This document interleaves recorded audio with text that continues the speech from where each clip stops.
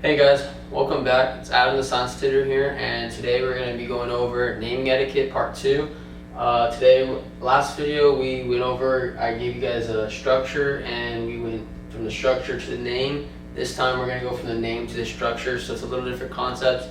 I find it an easier way to do from going from name to drawing, and that's just me. But we're going to just go right into it, and I'm going to break it down for you guys and show you guys how to do it easily. Alright, so this is our first problem, so we're going to do about 4 or 5 problems. 2,2,7 trimethyl octane.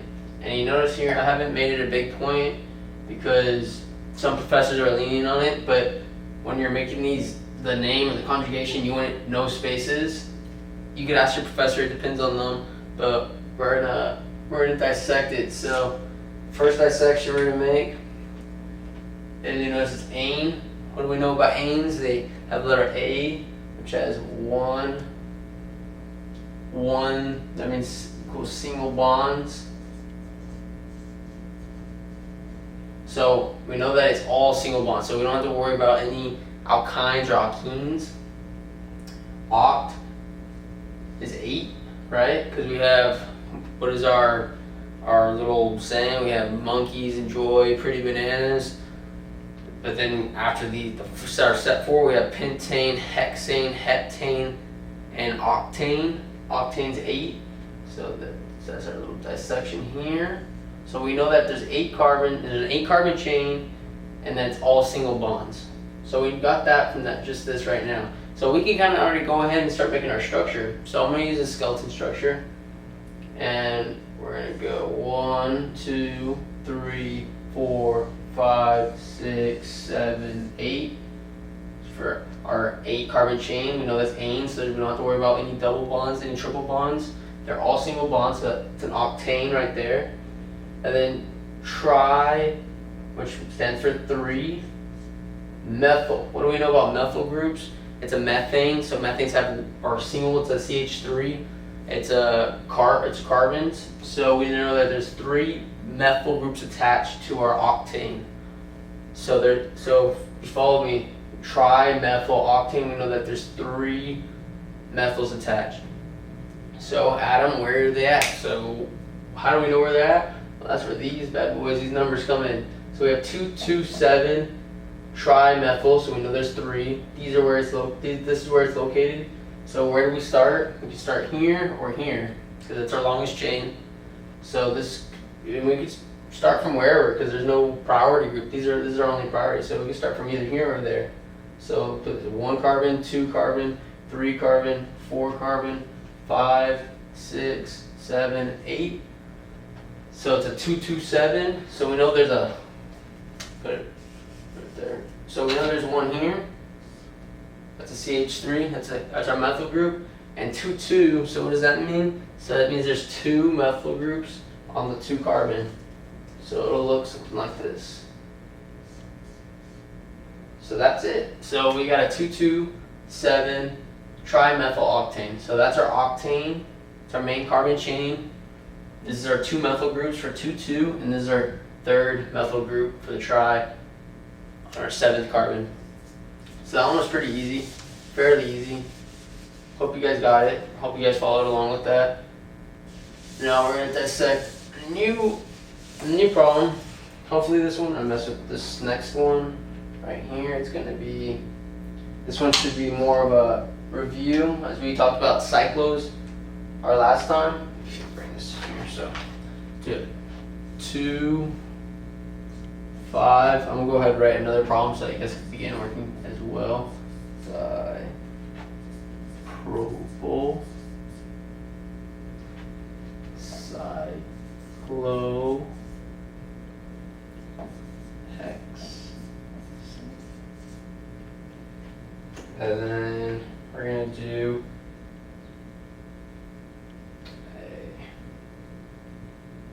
we'll do a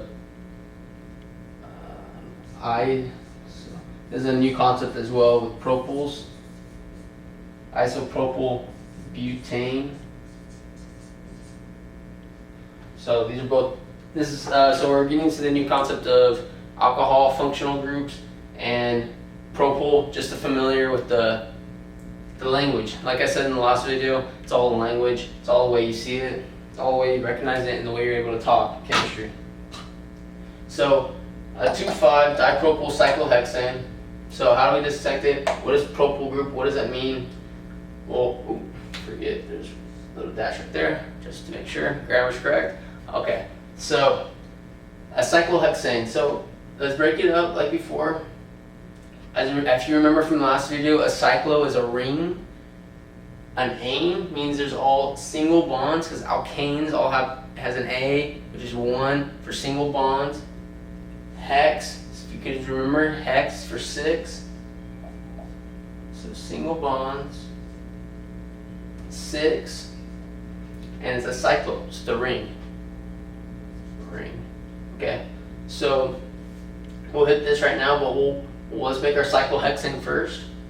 So our cyclohexane looks something like this. So we have 1 carbon here, 2, 3, 4, 5, 6. It's our cyclohexane. So dipropyl, what does that mean? So propyl is an attachment. Propyl is another way of saying like propane.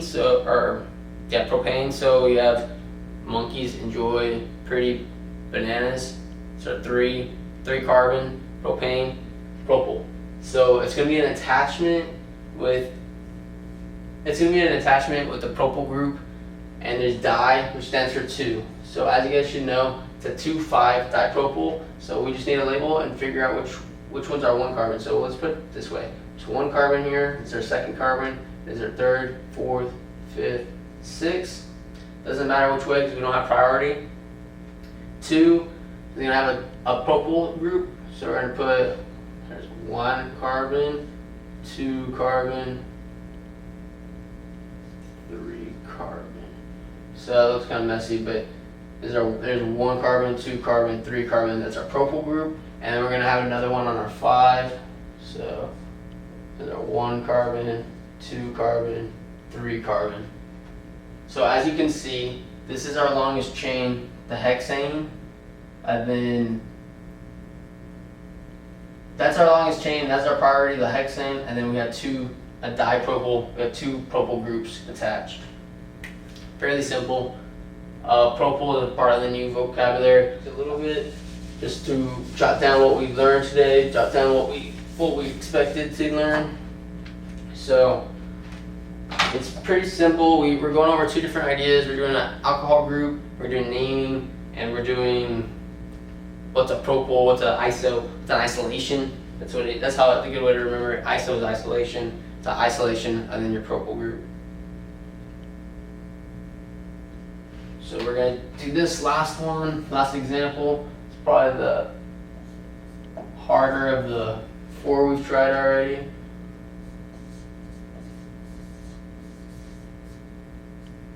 So go ahead and pause your video and try it out. And we will begin. Running out of space. Alright. So then we'll begin. So go ahead and pause your video, try it out, come back, let me know what you got. Okay guys, so hopefully you guys got an answer for me. We're going to break it down how we've been breaking it down. I recommend to do this for every problem you have, every word problem that you need to digest and make a molecule out of. Because it's easiest to do it this way. But you start from your main carbon chain and you break it up. Break it up how you know it. So ene, what do we know about enes? We know it's a functional group. It's an alkene, which is 2 bonds because the E is in between.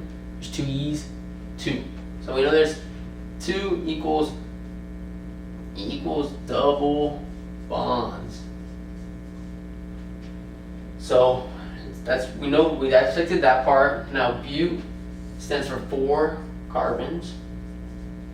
As we know that, because bananas. So monkeys enjoy pretty bananas. Or monkeys enjoy perfect bananas. Either way, it doesn't matter. So whatever your acronym is, I hope you guys made one. If that's from video 1, you guys can see the video down below and get that. But you need to make an acronym for your 4 carbons, your 4 main carbon chains. And we know that the ene group is on our 2 carbon. We also talked about this in the last video. Hopefully you guys recognize it. This is a new concept, an isopropyl This is our new concept right here with the iso, and we know that's happening on the 2 carbon. So let's go ahead and start with the main chain. So we know it's a butene. So 1, 2, 3, 4. The butene. We know there's a double bond. Where's the double bond at? It's on the 2. So we have 1 carbon here, 2 carbon here, 3 carbon here, 4 carbon here. So we know it's on the 2 carbon. So that is on the 1 carbon. This is the 2 carbon. Right there. So this is right now 2 butene. So a 2 isopropyl. So it's going to be on the 2 carbon. So 1, 2. It's right here. And it's an isopropyl. So with isolation, so that's our isolation line.